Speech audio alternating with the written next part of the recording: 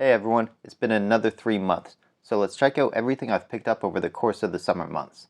I actually feel like this is going to be the smallest pickups video I've done in a while, but that's okay. The games I did get are some that I really wanted to add to the collection. I'll also be opening up the 3 boxes I received from Retro Game Treasure during the past 3 months as well. If you don't know about Retro Game Treasure, it's a monthly subscription service that sends video games right to your door. As for my preferences, I currently have the original Nintendo, Super Nintendo, Nintendo 64, and the GameCube as consoles I'm looking to collect for, but you can set your preferences however you want. Personally, I found that the more focused I have my preferences, the more likely it is that I actually receive games I'm interested in, so it's well worth your time to fill out all the info as much as possible. Just so you know, I am a subscriber. They did not send me anything for a review, they have no idea I'm making this video, and they have no influence over what I say. With that being said, let's get started with the first Retro Game Treasure box, this one for the month of July 2023. Right away, there's a note saying they added in an extra game, which, if you recall from the last pickups video, they sent me a loose copy of Minority Report for the GameCube, but it actually didn't work. So I sent Retro Game Treasure a message informing them of the broken game, and they said, no problem, they'll take care of it right away, and it was actually a really simple process. But as for the first game, we have Fester's Quest for the original Nintendo. The cartridge itself and the label both look to be in pretty good shape. This is a game that I have heard of before, but I know basically nothing about. The back of the cartridge is also in really nice condition, which makes the collector in me quite happy.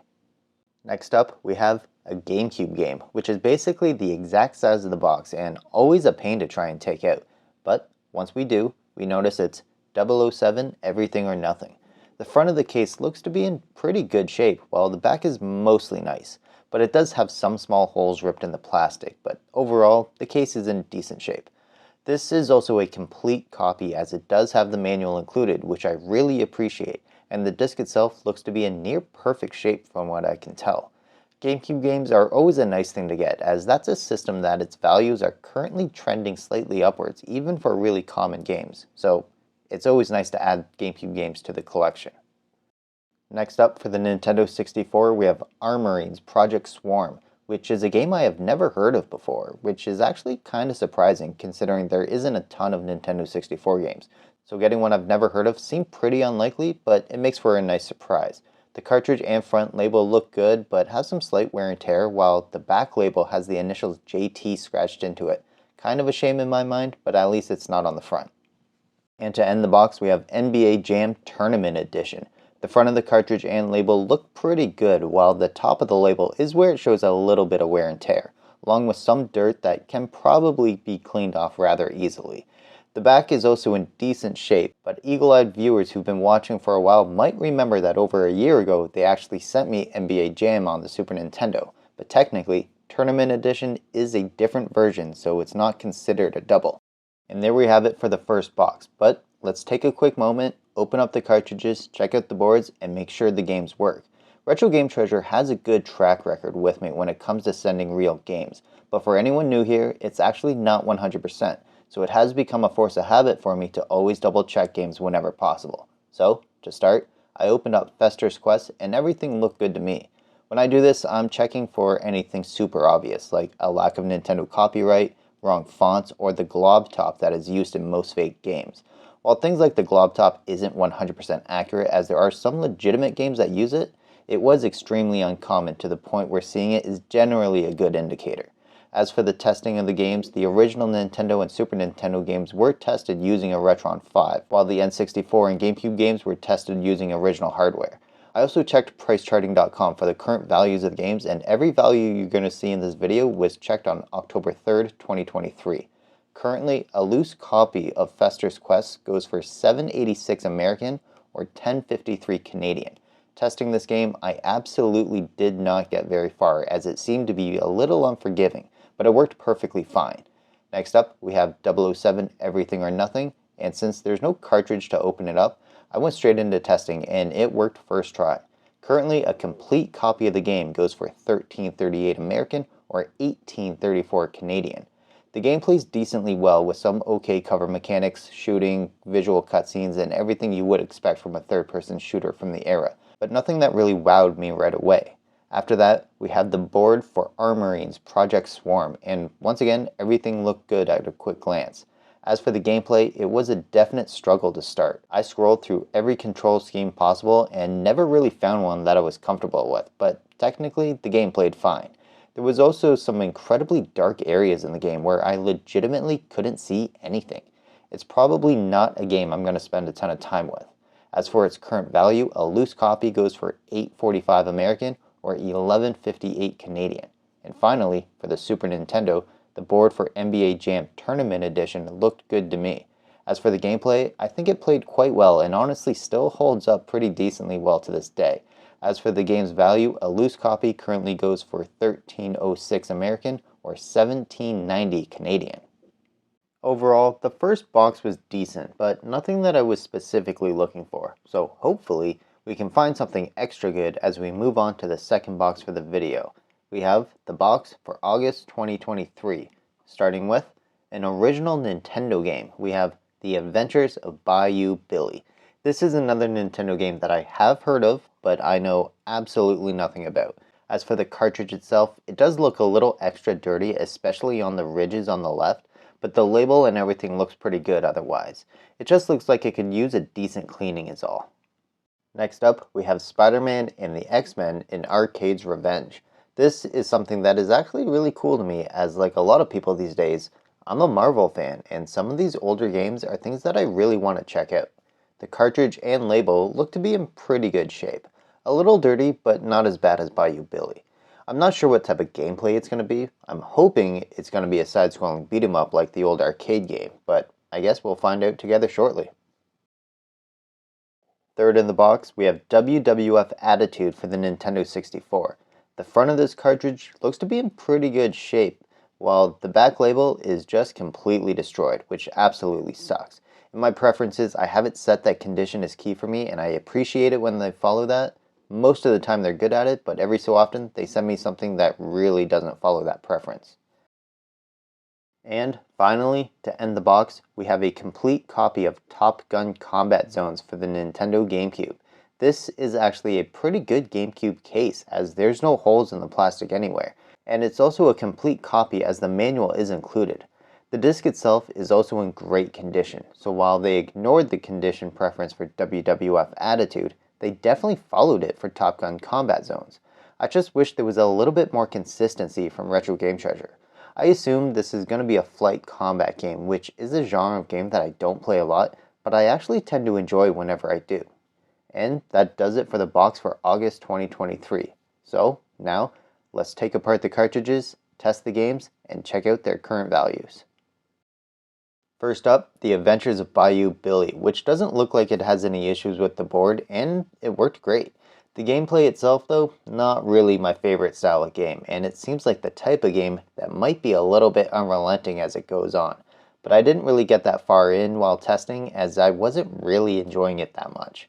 As for a loose price of the game though, it currently goes for $5.50 American or $7.54 Canadian. Next up is the board for Spider-Man and the X-Men in Arcade's Revenge, and this board looked perfectly fine to me. As for the gameplay, it wasn't as intuitive as I would have liked, but it wasn't too bad. A little frustrating right at the beginning, but I was able to figure out what to do eventually. As for the price of the game, it's currently valued at $10.08 American or $13.82 Canadian.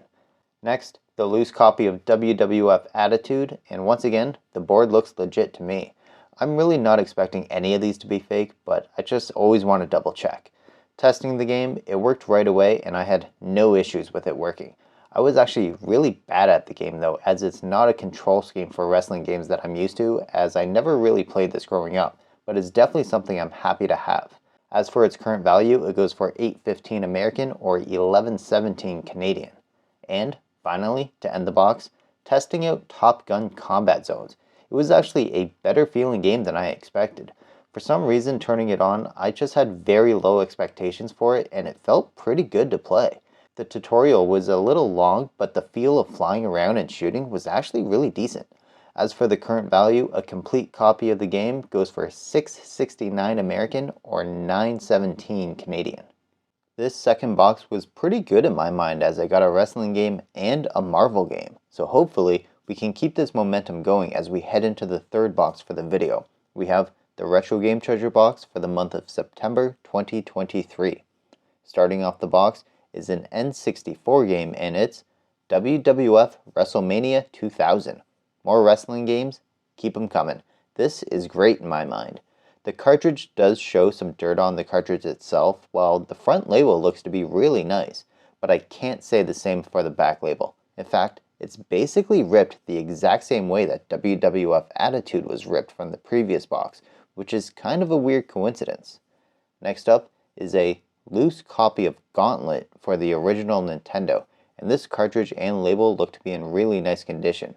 There's a lot less dirt on this cartridge compared to some of the other ones sent recently, so that's quite nice. I have no idea how this game plays, but I am eager to find out. Hopefully it plays better than Bayou Billy or Fester's Quest. And to end the box, we have X-Men Mutant Apocalypse. The cartridge and label look good on the front, while the label shows a bit more wear and tear at the top, but nothing major. As for the back, there is no label, and it's imprinted directly onto the back of the cartridge, which is something I've seen before, but not very often, so I'll have to do some research on what that means. But another wrestling game and another Marvel game, that's just great in my mind, and it really shows that Retro Game Treasure does pay attention to the preferences that I've set up. Next, let's open up the cartridges and make sure everything's okay. Starting with WWF WrestleMania 2000, and it does look good to me. As for the gameplay, this is way more my speed. This is the control scheme I'm used to when it comes to N64 wrestling games, and I had an absolute blast testing this. As for its current value, a loose copy goes for $14.61 American or $20.03 Canadian. Next, for the original Nintendo, I open up Gauntlet, and just like everything else, it looks pretty good to me. Testing the game, it worked perfectly fine, and the gameplay was surprisingly addictive. The game basically just threw me into a level and I had to figure out what to do, but once I did, I found myself having a pretty good time playing it. Currently, a loose copy of the game goes for $10.49 American or $14.38 Canadian. And finally, to end the box, we have X-Men Mutant Apocalypse. Now, this cartridge is an interesting one to get for a couple of reasons, but first, the board looks to be legit, but the stickerless back definitely made me curious to look into it a bit more. So, I found out that this is a reprint that was actually assembled in Mexico. However, it is still a legitimate copy of the game. The main differences are essentially that the back is stickerless, the plastic feels a little bit more cheap, and that the label doesn't have the same glossy finish to it, making it a bit more prone to being torn. This is also one of roughly 50 Super Nintendo games that actually have a possibility of being a stickerless back game, and it turns out that I actually have another one in my collection, which is WWF Super WrestleMania. But for the sake of knowing if the game is a fake or not, it isn't. It's just a legitimate reprint, which is something I never really knew that they did for Super Nintendo games. As for its current value, there doesn't seem to be a different value depending on which print it is, so the only value I could find is $17.25 American or $23.64 Canadian. Now, one of the other reasons why this is an interesting cartridge for me to get is because for the past 4 months, I've actually been watching a listing on Kijiji for this exact game from a seller in my area, actually within walking distance of me. And they actually have it listed for $40 Canadian, and I've been keeping an eye on the listing to see if it'll go down from that. I've actually contemplated grabbing it from them multiple times over the past few months. I've always talked myself out of it because I didn't want to pay that price. And now, it turns out, I don't have to. Although I am a little curious as to which print they have, now that I know that there's multiple versions of it. And there we have it, the 3 boxes from Retro Game Treasure for the months of July, August, and September 2023, although we still have the regular pickups I got during those months. These games were all bought through various means, including new at GameStop or used from thrift stores, eBay, and Kijiji. So, let's start off with the Xbox 360. I picked up complete copies of Naruto Rise of a Ninja, Portal 2, and Dragon Ball Z Burst Limit. While all these are complete, which is great, the disc for Naruto is pretty scratched up. However, the game works perfectly fine. Honestly, I barely know anything about Naruto, but it was in the bundle on Kijiji, so I'll gladly add it to the collection. Portal 2, however, is a personal favorite of mine, but I actually have it on the PS3 and digitally on the Xbox, so it's nice to add it here. And Dragon Ball Z Burst Limit is a game I was always curious about as I'm a fan of the franchise, but this game is one that passed me by, so it's nice I can finally give it a try. Moving on to Nintendo, for the Wii, I managed to pick up Chicken Little Ace in Action and Nicktoons Attack of the Toybots, which are both missing the manuals, as well as a complete copy of the 25th anniversary of The Legend of Zelda Skyward Sword. This is the version that has the Symphony CD, and both discs in this look to be basically perfect condition.